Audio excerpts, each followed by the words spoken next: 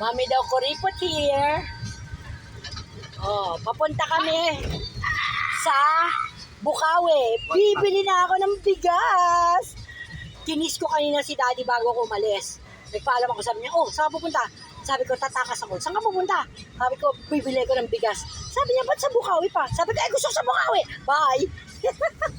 Sabi ko naman sa inyo, tatakas ako, bibili talaga ako ng bigas. Diba? Kasi maluwag na yung bahay eh. Ayoko nang maluwag yung bahay. O, diba? Ito ang aking sweet driver ngayon. Yan. Yan ang aking rakista. Rakista ka, anak, ba't ka naka-reading glasses? Eh, di pa ako nakapagpalit eh. Yan. Saan tayo, nak? Nasa LTO. Nasa Giginto. O, nasa Giginto na daw kami.